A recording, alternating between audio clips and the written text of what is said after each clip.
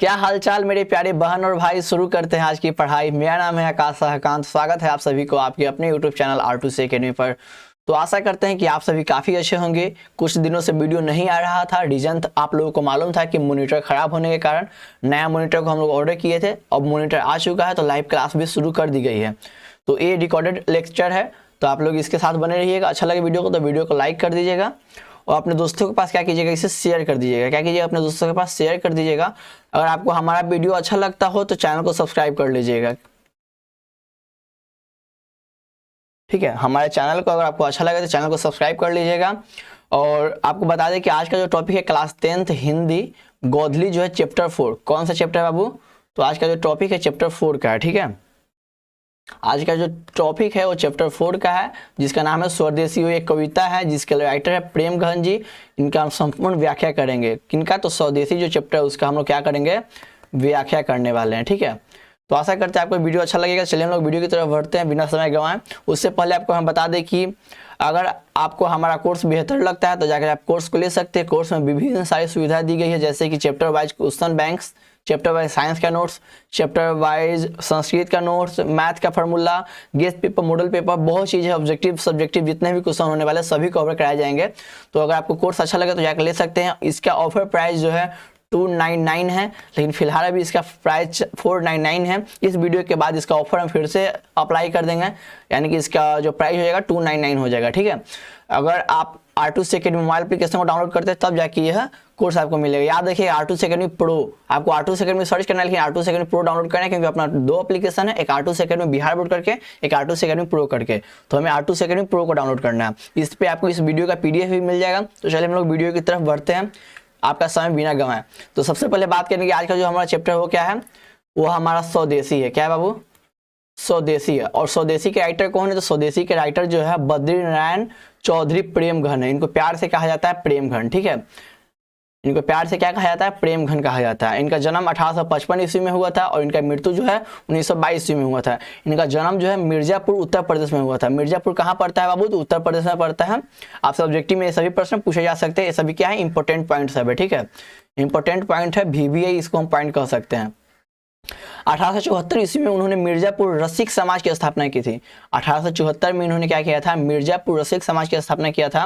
और आनंद कंदामिनी मासिक पत्रिका तथा नागरी नीरद नामक साप्ताहिक पत्र का क्या किया था? इन्होंने संपादन किया था। देखिए, जो पत्रिका होता है, यानी कि जो हम लोग कहते हैं अखबार बोलते हैं, वो अखबार जो था वो आनंद कंदामिनी जो मासिक महीना में एक बार आता था, नागरी नीरद या साप्ताहिक जो सप्ताह में एक बार आता था, ये दोनों का क्या किया था? तो ये संपादन किए हुए थे। आगे बात करते हैं साहित्य सम्मेलन के कोलकाता अधिवेशन में सभापति भी रहे हैं। ये जो साहित्य सम्मेलन कोलकाता में हुआ था उनके सभापति भी रह चुके हुए हैं। इनकी जो रचनाएं हैं वो प्रेम घन सर्वस्व के नाम से संग्रहित है। मतलब जिनकी जितनी भी रचनाएं उनको प्रेम घन सर्वस्व जो है एक जो नाम दे दिया जाता है उसमें क्या किया, संग्रहित कर दिया गया है। ठीक है, और इनका बात करेंगे प्रमुख नाटक का, तो भारत सौभाग्य, प्रयाग रामागमन है। ठीक है, ये दोनों इनके क्या है? प्रमुख नाटक है। और इनका रचना का जो भाषा है अवधी और ब्रज भाषा है। ऑब्जेक्टिव में अक्सर प्रश्न पूछे जाते हैं कि प्रेमघन की रचना की भाषा क्या थी, तो इनका राइट आंसर क्या हो जाएगा? ब्रज या अवधी। क्लियर है। अब बात करते हैं हम लोग जो इसका व्याख्या है, जो चैप्टर में जो कविता है उसके बारे में। तो आपको सामने दिख रहे होंगे कि आज का जो चैप्टर हम लोग का स्वदेशी है। तो सबसे हम शुरुआत करते हैं सबसे पहले लाइन से। तो पहला लाइन क्या है, देखिएगा यहाँ पे, सबे विदेशी वस्तु नर गति रति रित लखात भारतीयता कछु न अब भारत में दर्शात। क्या कहना चाहते हैं लेखक बद्रीनारायण? देखिए वो क्या कहते हैं, सब विदेशी वस्तु नर गति रति रित लखात भारतीयता कछु न भारत में दर्शात। उनका कहना है कि जो भारत है, भारत में सभी विदेशी जो क्या है वस्तु हो गया, गति मतलब होता है चाल, रीति मतलब होता है रीति रिवाज, चाल चलन, ये जो सब क्या है सब जो है विदेशी हो गया है। अब भारत में कहीं भी भारतीयता नहीं दिख रहा है। ये कौन कह रहे हैं? स्वदेशी के राइटर कौन है? प्रेम घन जी, वो कह रहे हैं। देखिए क्या कहना चाहते हैं, इनका अर्थ क्या हो जाएगा? कवि प्रेम घन कहते हैं कि पराधीनता के कारण सर्वत्र विदेशी वस्तुएं ही दिखाई पड़ती है। लोगों के चाल चलन तथा रीति रिवाज बदल गए हैं। क्या बोले आपको? वो कहते हैं कि लोगों का जो रीति रिवाज है, जो चाल चलन है, सभी क्या हुआ? बदल गया है। दुख है कि लोगों में भारतीयता की भावना मर गई, यानी कि भारत में कहीं भी भारतीयता नहीं दिखाई देती है। जितने भी भारतीय लोग हैं उनमें भारतीयता की जो भावना है, जो परंपरा है, वो सभी मर गई है। लोग आजकल क्या करना शुरू कर, विदेशी वस्त्र, विदेशी रीति रिवाज का क्या करना लगे हैं, तो अवलंबन करना लगे हैं। ठीक है, देश प्रेम की भावना देश में कहीं भी दिखाई नहीं देती है। उनका कहना है कि भारत में कहीं भारतीयता नहीं दिखाई देती है। आशा करते इस वाक्य को आप समझ गए होंगे, इस पद को आप समझ गए होंगे। अगला बात करते हैं, मनुज भारतीय देखी को सकत नहीं पहचान, मुसलमान किंदो हिंदू किंदो कहे ये हिंदुस्तान, कहे है ये हिंदुस्तान। यानी कि मनुज भारतीय देखी को सकत नहीं पहचान, मुसलमान हिंदू की दो कहे है पाकिस्तान। ठीक है, तो इसको समझेंगे। वो कह रहे हैं कि मनुज भारतीय मतलब भारतीय मनुष्य कहीं नहीं पहचाना रहे हैं। क्या हो रहा है, भारतीय मनुष्य कहीं नहीं पहचाना रहे हैं। क्यों नहीं पहचाना रहे हैं बाबू, तो रीजन क्या है कि वो सभी जो है विदेशी बन चुके हैं। विदेशी बनने का मतलब वो सभी अंग्रेजों की तरह दिख रहे हैं, वो सभी अंग्रेजी रीति रिवाज को पालन करना शुरू कर दिए हैं, जिसके कारण क्या है, वो अंग्रेजी दिख रहे हैं, विदेशी दिख रहे हैं। कवि कहते हैं कि भारतीय मनुष्य को देखकर कोई नहीं पहचान सकता है कि यह आदमी भारतीय है, क्योंकि मुसलमान और हिंदू अब सभी अंग्रेज की तरह दिखते हैं। क्यों दिखते हैं बाबू, उनका रीति रिवाज, रहन सहन, खान पीना, जो पहनावा है, सभी क्या हो चुका है, सभी बदल चुका है, जिसके कारण जितने भी भारतीय लोग हैं वो किसके जैसे लग रहे हैं। यहाँ पे पाकिस्तान का मतलब, कहने का मतलब बाबू ईसाई। ठीक है, ईसाई मतलब, और ईसाई कहने का मतलब क्या होता है बाबू, तो ईसाई कहने का मतलब विदेशी से है। ठीक है, ना कि यहाँ पे किसी धर्म से है। ठीक है, ईसाई कहने का मतलब विदेशी से है। चलिए अब देखते हैं यहाँ पे, पढ़ी विद्या परदेश की, बुद्धि विदेशी पाए, चाल चलन परदेश की, गई इन्हें अति भाए। कवि क्या कहते हैं, पढ़ी विद्या परदेश की, ये लोग परदेशी यानी कि विदेशी विद्या को पढ़ के इनकी विदेशी बुद्धि जो है विदेशी हो गई है। चाल चलन परदेश की, यानी कि इनकी चाल चलन भी परदेशी हो गई है, जो इनको काफ़ी पसंद आ रहा है। अति भाई मतलब इनको काफ़ी पसंद आ रहा है। ये कौन कह रहे हैं, तो ये कवि कहते हैं। देखिए इनका अर्थ देखते हैं हम लोग। कवि कहते हैं कि विदेशी विद्या ग्रहण करके लोगों की बुद्धि भी विदेशी हो गई है, उनका रहन सहन भी विदेशी हो गया, जो उनको अच्छा लग रहा है। ये कौन कह रहे हैं, तो ये कह रहे हैं हमारे कवि जो है कवि प्रेमगंज जी, वो कह रहे हैं इस बात को अपने पंक्तियों के माध्यम से।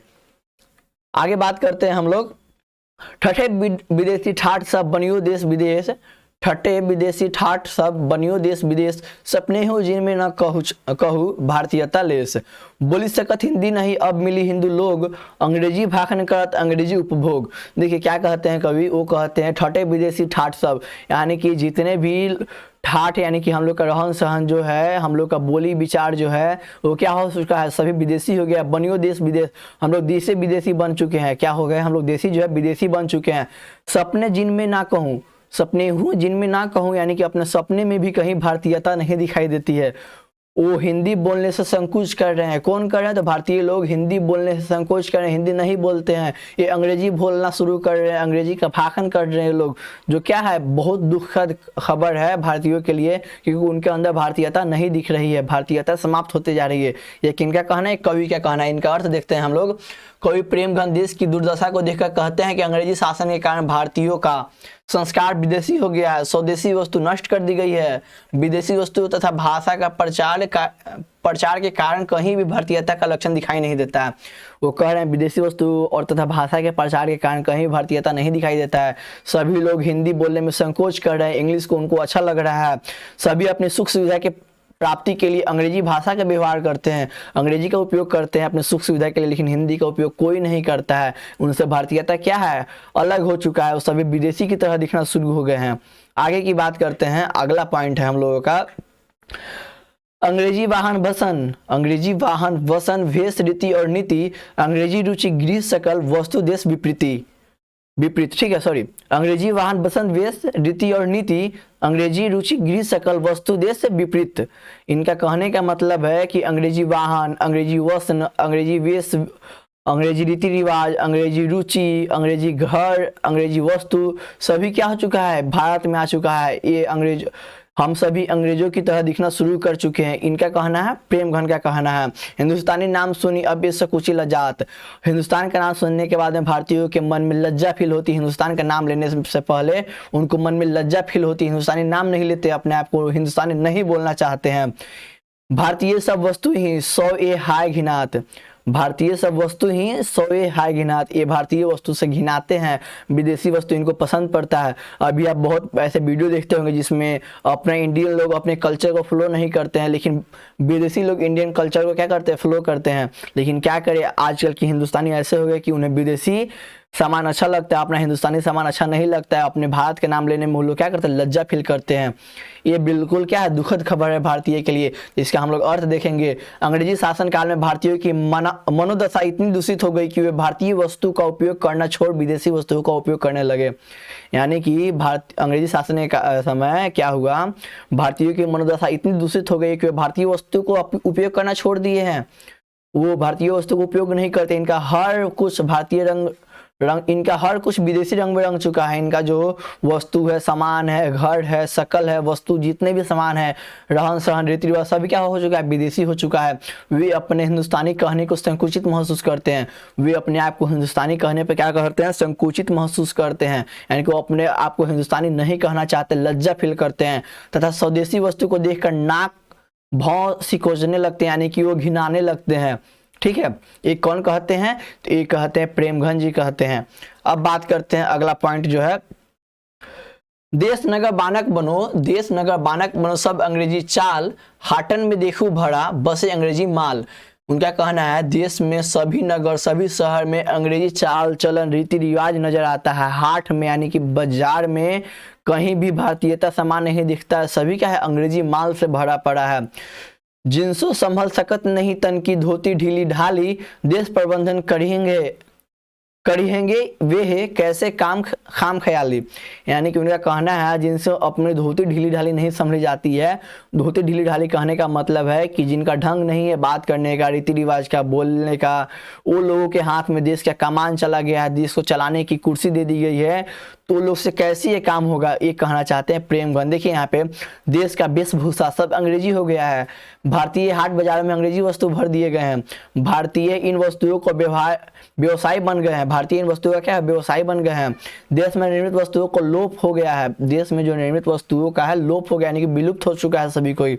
देश में जो वस्तु सब था वो, देश की कमान वैसे लोगों के हाथ में है जो स्वयं ढुलमुल विचार के हैं। जो ढुलमुल विचार कहने का मतलब है बाबू, जिनका खुद क्या बोल रहे हैं उनको खुद पता नहीं है, वैसे लोगों के हाथ में देश का कमान चला गया है। तो क्या होगा, देश की तरक्की रुक जाएगी। जिन्हें स्वयं पर भरोसा नहीं है, जिन्हें उन पर खुद पर भरोसा नहीं है, वैसे लोगों को हम लोग अपना शासन दिए हैं कि जिन पर उनको खुद व्यवस्था नहीं है। कौन कर रहे हैं, प्रेमघन कर रहे हैं। अपने जमाना की बात बता रहे, वर्तमान में भी तो वही है बाबू।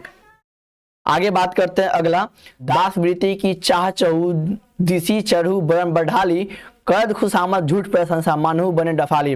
देखिए क्या कहना चाहते हैं, कवि आश्चर्य प्रकट करते हुए कहते हैं कि ऐसे खोटे विचार वालों से देश की सुरक्षा का आशा करना कितना हास्यमय है, क्योंकि सभी जाति के लोग अपने आजीविका के लिए खुशामद में झूठी प्रशंसा का ढोल पीटने लगे हैं। यानी कि लोग अपनी झूठी प्रशंसा कर रहे हैं कि हम बहुत अच्छे हैं, हम ये है, हम वो है। विदेशी वस्तु को अपनाकर सब लोग अपने आप को खुशी बना रहे हैं। ये बहुत दुखद खबर है। कौन कहते हैं, तो ये कहते हैं कवि प्रेमघन। पूरा कविता का हम सार अगर एक वाक्य में देखना चाहे तो हम कहना चाहते हैं कि कवि का जो कहना है, कवि कहते हैं कि जितने भी भारतीय बाजार है, भारतीय बाजार में भारतीय लोगों में कि पूरी जो भारतीयता है सभी लेस हो चुकी है, भारतीयता समाप्त हो चुकी है। सभी भारतीय बाजार में विदेशी वस्तुएं दिखाई देती है, भारतीयों की रीति रिवाज बदल गई है। ये लोग हिंदी भाषा बोलने से कचराते, कहने का मतलब है शर्माते हैं। ये सभी कहना किनका है, तो ये कहना हमारे प्रेमघन जी का है। यानी कि भारत के लोगों में कहीं भी भारतीयता नहीं दिखती है, वो सिर्फ अंग्रेजों की तरह दिख रहे हैं। ये हमारा एक सार हो चुका है हमारे कविता का। आशा करते हैं कि आपको वीडियो अच्छा लगा है। वीडियो अच्छा लगे तो वीडियो को लाइक कर दीजिएगा, अपने दोस्तों के पास शेयर भी कर दीजिएगा, अपने दोस्तों के पास शेयर कर दीजिएगा जिससे उनको भी ये वीडियो का नॉलेज मिल सके। और कमेंट में बताइएगा कि वीडियो में किस चीज़ की इम्प्रूवमेंट की ज़रूरत है। और साथ ही साथ आपको चैनल अच्छा लगे तो चैनल को सब्सक्राइब कर लीजिएगा।